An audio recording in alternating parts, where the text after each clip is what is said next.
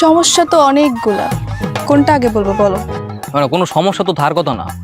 তোমার বাপের যে পাওনা টাকা ওইটা আমার বাপে পরিশোধ করে দিচ্ছে, আর তোমাকে জমিতে আমার বাপের যাইবও না। তাহলে সমস্যা করতে আইছে। সেটা তো আমি জানি না। এই নাও তোমার জরিমানা। মানে মানে কালকে যে আমি তোমার জিনিসপত্র নষ্ট করেছি সেটা জরিমানা।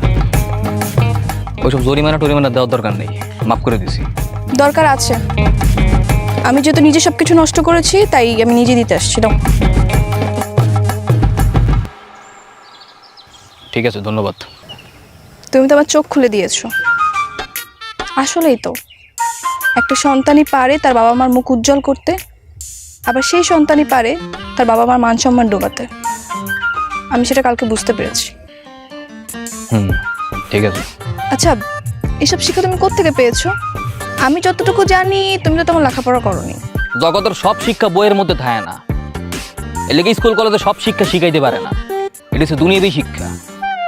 এইসব শিক্ষা আমার পরিবার তেল লইয়াই এখন হচ্ছে পথসরাম বাজারে তোমার বহুত কাম আছে, সরব। হ্যাঁ বুঝলাম, তুমি পেয়েছো তোমার পরিবার থেকে, আর আমি কিন্তু পেয়েছি তোমার থেকে। এক কথায় বলা যায় তুমি কিন্তু আমার শিক্ষাগুরু। মানে কি এমনকি আবার নতুন কোনো ফোন দিয়ে আসছো নাকি? কিছুই তো বুঝলাম না। তোমার লক্ষণ তো ভালো না। না না, কিসের ফোন দি? মানুষ ভালো হলে তো বাহবা দেয়, আর তুমি আমাকে খোঁচা মারছো। এই শিক্ষাটা কোত্থেকে পেয়েছো? ওইটা আমার বলেই গেছে, এখন এত কথা শোনার টাইম নেই।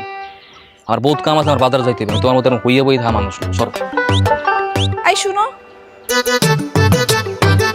কি? তুমি কি আমার ফ্রেন্ড হবা?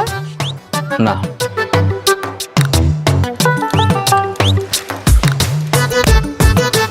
সাবিশ,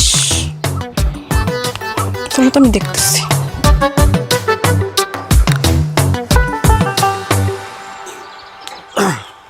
দাও দেখি, পিঠা দাও, খুব ক্ষুধা লাগছে। কেমন আছেন?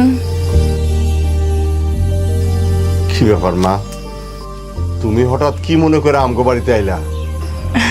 কেন, আমার কি এই বাড়িতে আসা নিষেধ নাকি?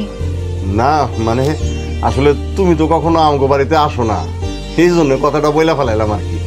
আসলে কালকের ব্যবহারের জন্য আগে আমি ক্ষমা চেয়ে নিচ্ছি। আমি বাইরে বাইরে থেকে বড় হয়েছি তো, তাই সেভাবে পারিবারিক শিক্ষা পাইনি। ভুল যখন বুঝতে পারছো মা, সেইটাই অনেক। তোমার আর ক্ষমা চাওয়ানোর কিছু নাই। বসো মা, বসো। আচ্ছা,